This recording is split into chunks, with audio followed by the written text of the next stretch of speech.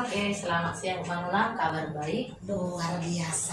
Baik Bu, hari ini saya ingin memohon kesediaan Ibu untuk membantu saya wawancarai tentang bagaimana cara Ibu mengambil keputusan sebagai pimpinan di sekolah SMA Santo Yosef ini terhadap suatu masalah yang Ibu hadapi di sekolah ini. Bolehkah Ibu? Oke, boleh dengan senang hati.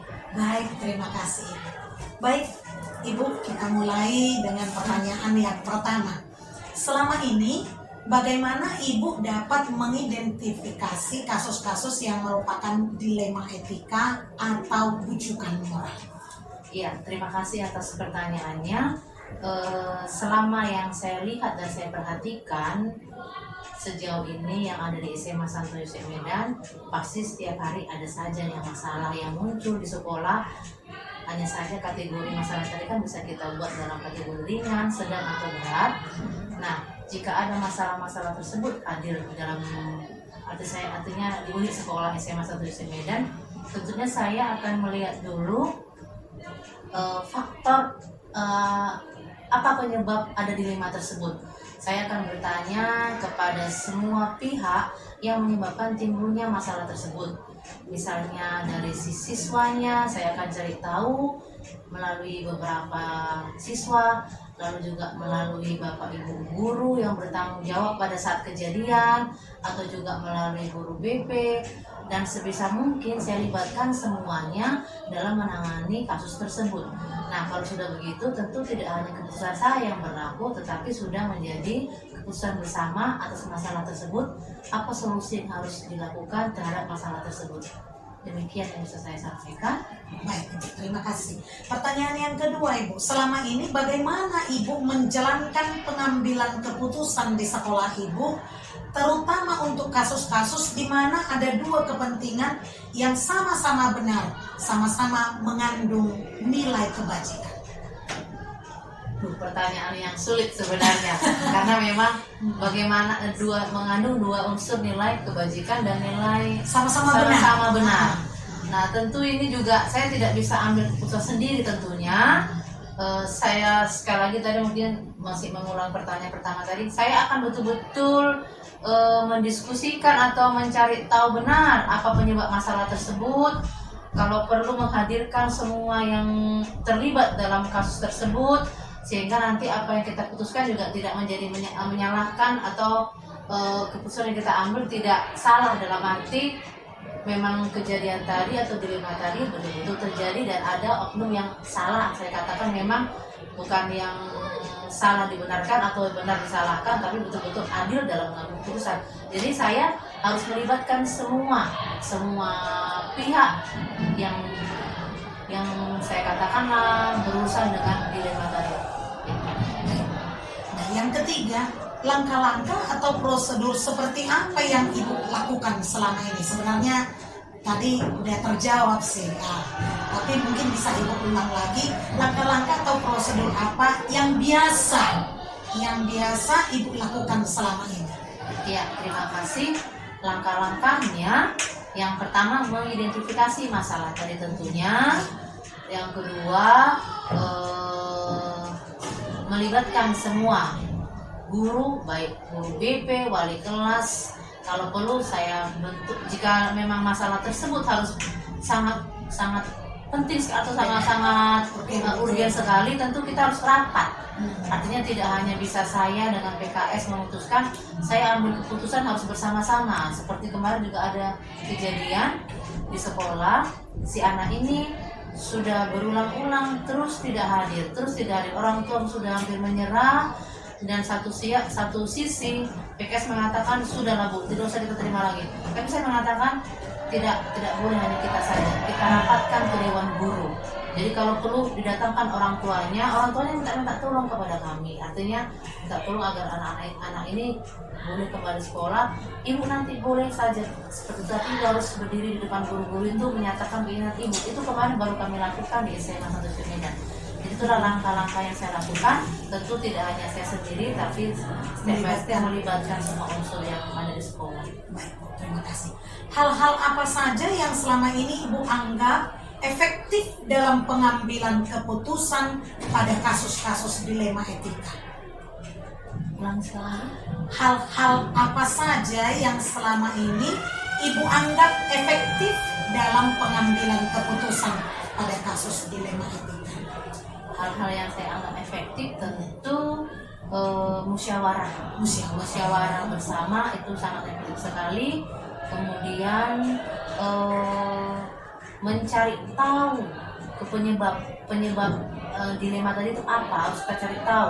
Kenapa misalnya terjadi pembulian, kita cari tahu kenapa ada hal seperti itu, kita cari tahu kepada melalui si anak, kepada teman-temannya, kita cari tahu. Baik, itulah identifikasi tadi ya. Berikut Bu, hal-hal apa saja yang selama ini merupakan tantangan dalam pengambilan keputusan pada kasus-kasus dilema etika? Ya, kalau tantangan itu biasa dimanapun ada pasti ya. Mungkin satu dua hal ada yang namanya guru, ada beberapa orang tentu lain pikirannya, lain persoalannya, ada kadang sepertinya guru ini merasa itu yang benar, tidak mau mendengar musyawarah bersama. Jadi tantangannya sama saya pribadi mungkin menyatukan visi misi ini agak sulit. Persepsi ya Bu? Iya, persepsi. Kemarin juga ada, kami contoh juga ada ini kemarin dalam anak-anak yang mau jalur undangan itu kami cukup berdebat dalam memberi keputusan bagaimana kita biar jalur undangan ini agak banyak masuk. Kami cukup rumit kemarin merapatkan ini. Ada beberapa guru yang memang sudah apa adanya, ada beberapa guru kita bantu dan sebagainya. Itu tantangan sama saya, tentu lain persepsi masing-masing guru. Misalnya dalam hal nilai ya. Baik, terima kasih. Apakah Ibu memiliki sebuah tata kala atau jadwal tertentu dalam sebuah penyelesaian kasus dilema etika?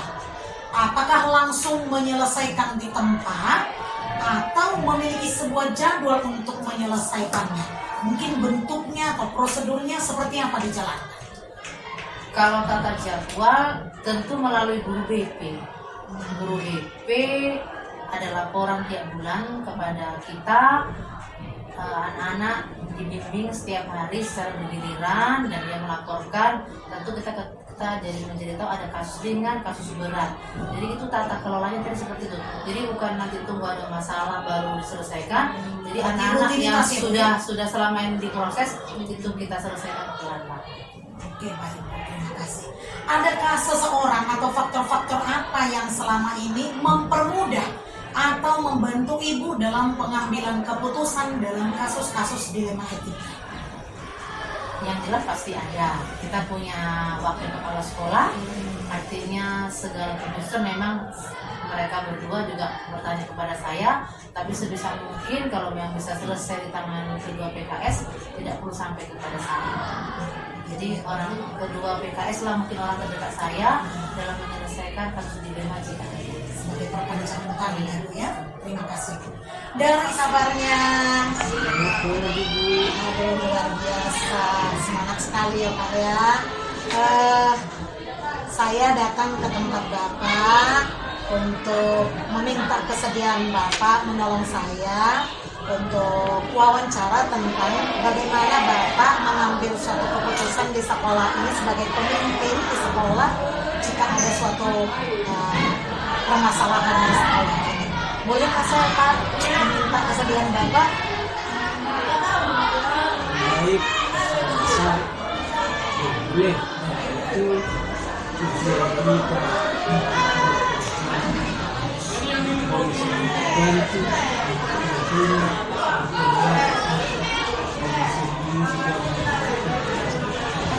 Baik, terima kasih. Akan kita mulai dengan pertanyaan yang pertama ya Pak. Selama ini bagaimana Bapak mengidentifikasi kasus-kasus yang merupakan dilema etika atau bujukan moral?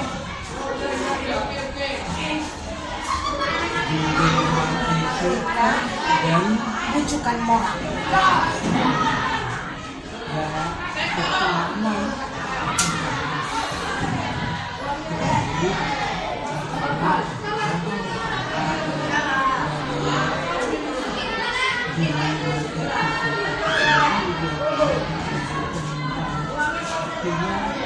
tidak Ternyata begitu info itu kita ketahui langsung kita ada kesimpulan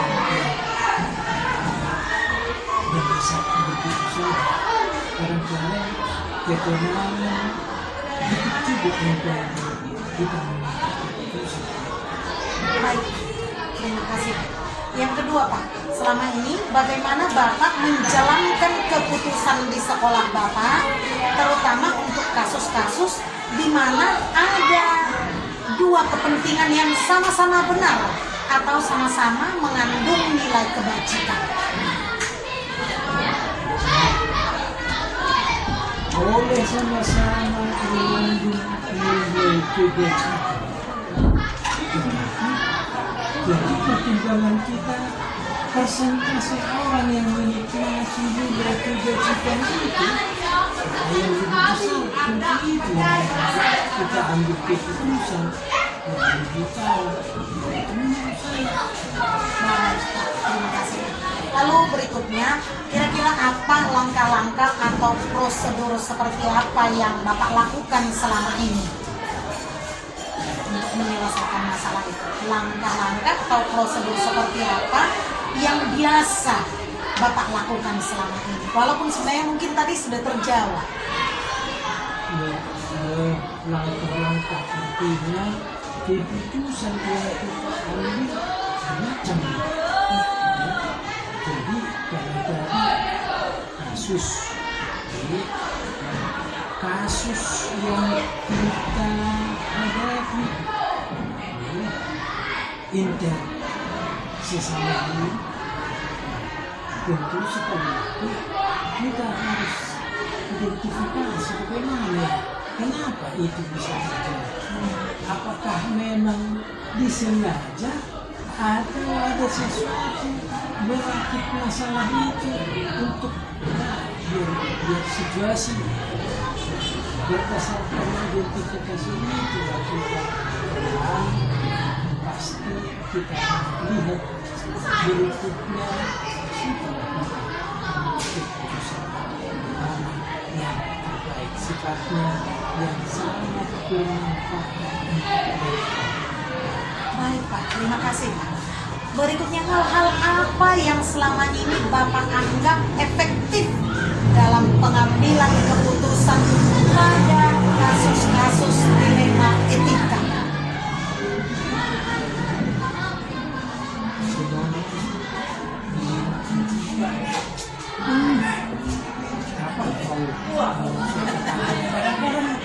Kadang-kadang tidak bisa kita rumit beginilah keputusannya beginilah.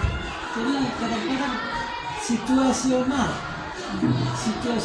itu sering terjadi. Mana ini kami keputusannya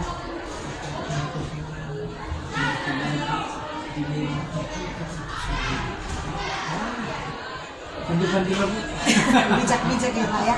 Baik Pak, terima kasih Pak. Yang berikut Pak, hal-hal apa saja yang selama ini merupakan tantangan dalam pengambilan keputusan pada kasus-kasus dilema etika?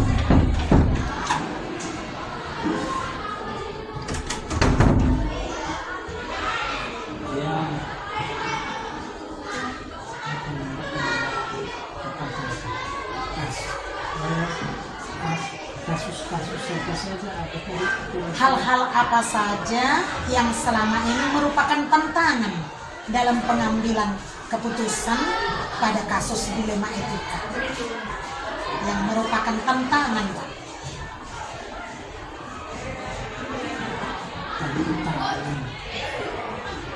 Sebenarnya dalam hal ini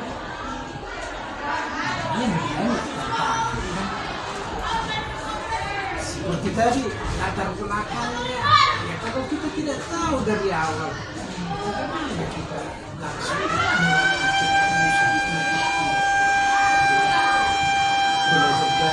dari situasi yang bisa saya lakukan. Terima kasih Pak. Apakah Bapak memiliki sebuah tata kala atau jadwal tertentu dalam sebuah penyelesaian kasus dilema etika? atau Bapak langsung menyelesaikan di tempat, atau memiliki sebuah jadwal dalam menyelesaikannya, mungkin dalam bentuk prosedur yang Bapak lakukan? Jadi akan selesaikan pengajaran kami. Jangan kita paksa harus seketika itu selesai.